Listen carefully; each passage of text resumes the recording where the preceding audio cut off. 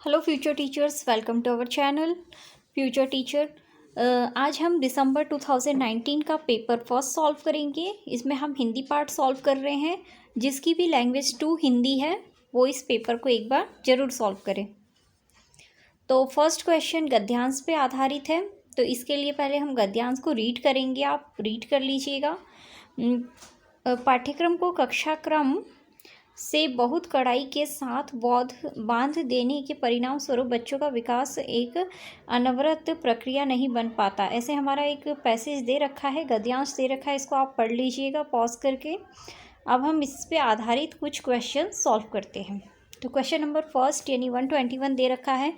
पाठ्यक्रम का निर्माण करते समय बच्चों की डैश का ध्यान रखा जाना चाहिए। तो क्या का ध्यान रखा जाना चाहिए? क्षमताओं और रुचियों का। नेक्स्ट क्वेश्चन देखते हैं। या आप पैसेज पढ़ेंगे तो आपको आंसर मिल जाएगा। क्वेश्चन नंबर 122, यह संभव है कि अलग अलग बच्चे अलग अलग विषयों में भिन्न रुचियां रखते हैं। इसका सही आंसर है थर्ड।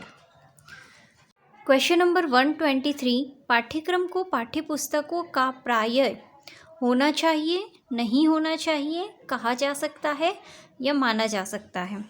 तो सही आंसर है पाठ्यक्रम को पाठ्यपुस्तकों का प्राय नहीं होना चाहिए। क्वेश्चन नंबर 124, बच्चों को यह छूट दी जानी चाहिए कि वे अपनी रुचि व क्षमता के अनुसार किसी विषय की विस्तृत जानकारी प्राप्त कर सकें।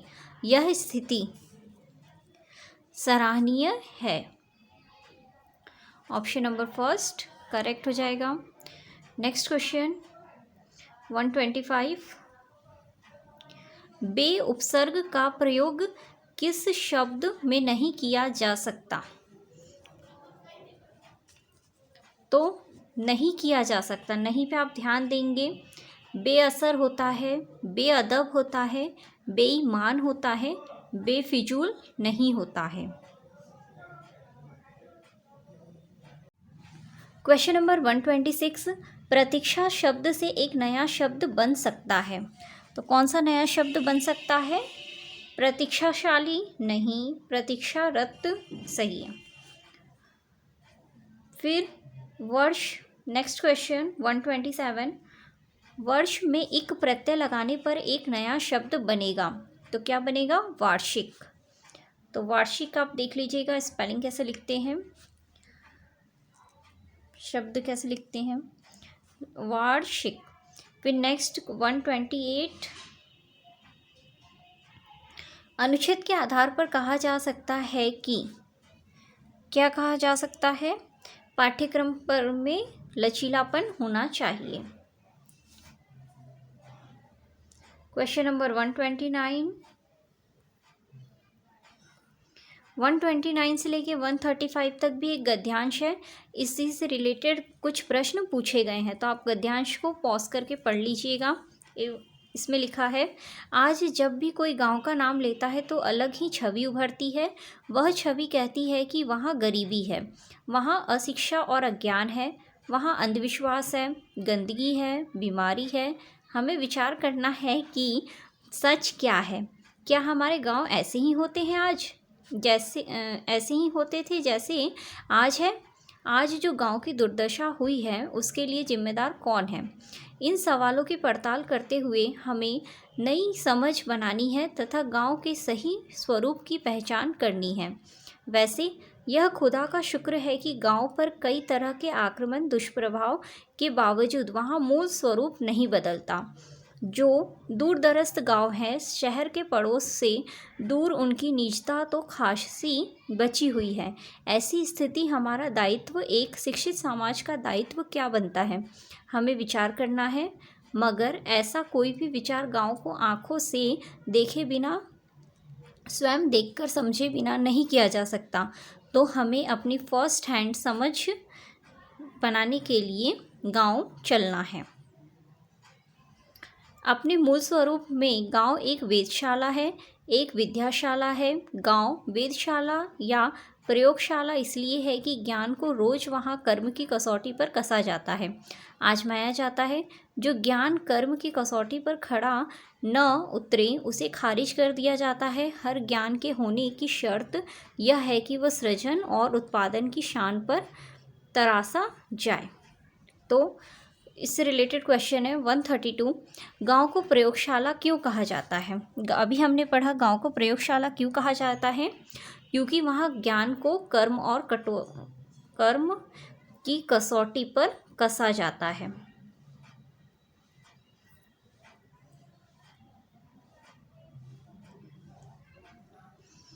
यहाँ पे आप देख सकते हैं गांव को वेधशाला इसलिए कहा जाता है क्योंकि वहाँ रोज कर्म की कसौटी पर कसा जाता है। आंसर आपको पैसेज में मिल जाएंगे अगर आप पैसेज को अच्छे से पढ़ेंगे। नेक्स्ट क्वेश्चन देखते हैं। फर्स्ट हैंड समझ से तात्पर्य है, अभी हमने पढ़ा स्वयं के अनुभव से समझा जाना, मतलब खुद के अनुभव करके हम जाने। फिर नेक्स्ट बहुत ही कॉमन क्वेश्चन है, शिक्षित शब्द में प्रत्यय क्या है? तो शिक्षित शब्द बना है शिक्षा प्लस इत।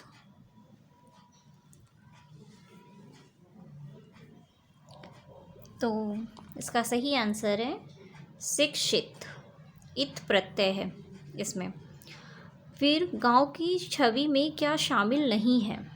तो गांव की छवि में क्या शामिल नहीं है? कर्म।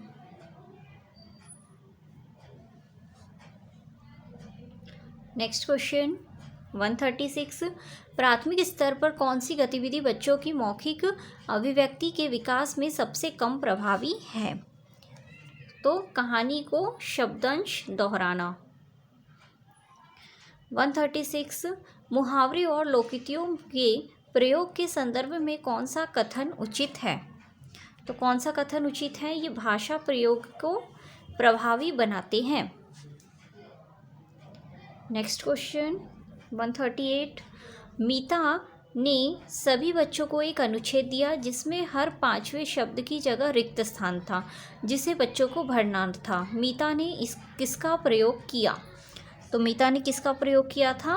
कोलाज, क्लोज परीक्षण। नेक्स्ट क्वेश्चन 139, बच्चों में डैश और डैश के माध्यम से लेखन कौशल का विकास किया जा सकता है। तो बच्चों में रेखांकन और चित्रांकन के माध्यम से लेखन कौशल का विकास किया जा सकता है। Option number first will be correct. Next question देखते हैं 140, मुदिता अक्सर श को स बोलती है।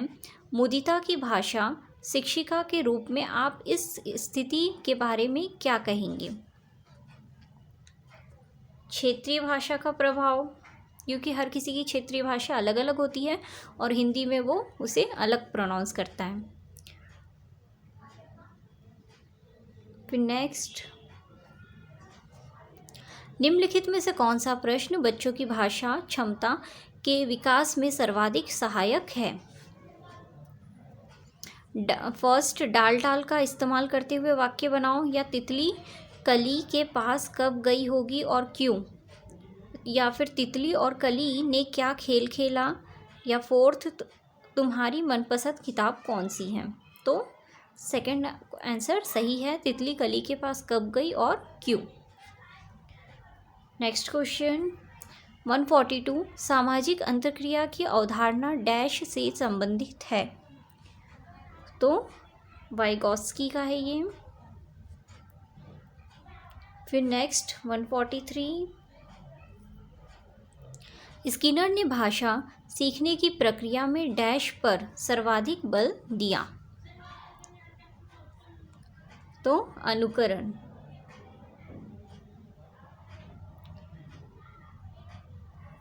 नेक्स्ट 144, बच्चों की भाषाई क्षमताओं के आकलन के लिए डैश सर्वाधिक सहायक है? तो बच्चों की परस्पर औपचारिक बातचीत, अनौपचारिक बातचीत। क्वेश्चन नंबर 145, कौन सा प्रश्न कक्षा में बहुभाषिका को पोषित करता है? तो क्वेश्चन नंबर आंसर नंबर 4, फूलों के नाम अपनी भाषा में लिखो। क्वेश्चन नंबर 146, इस कहानी में पहाड़ी घाटी शब्द का इस्तेमाल हुआ है। पहाड़ी इलाके से जुड़े हुए और शब्द सोचकर लिखो। यह अभ्यास प्रश्न डैश का उदाहरण है। तो संदर्भ में व्याकरण।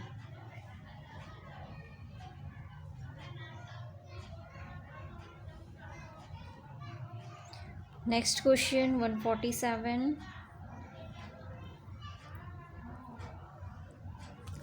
शिक्षण प्रक्रिया को रुचिकर बनाने में डैश शिक्षण सामग्री सहायक होती है।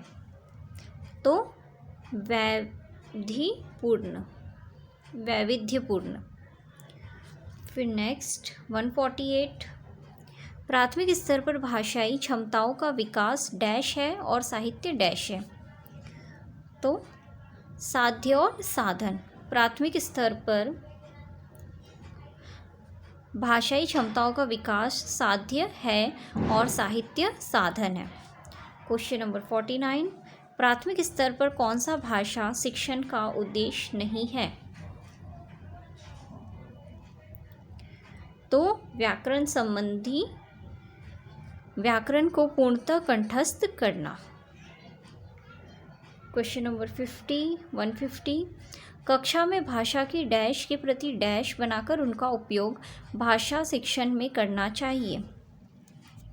तो विविधता और संवेदनशील। कक्षा में भाषा की विविधता के प्रति संवेदनशील बनकर उसका उपयोग भाषा शिक्षण में करना चाहिए। आप एक बार पुराने पेपर को ज़रूर पढ़ के जाएं, क्योंकि बहुत सारे क्वेश्चंस रिपीट होते हैं। और हमारे चैनल पे सारे पुराने पेपर को एक बार ज़रूर देखें। अगर आपको वीडियो अच्छी लगी तो लाइक करें और चैनल को ज़रूर सब्सक्राइब करें। Thanks for watching.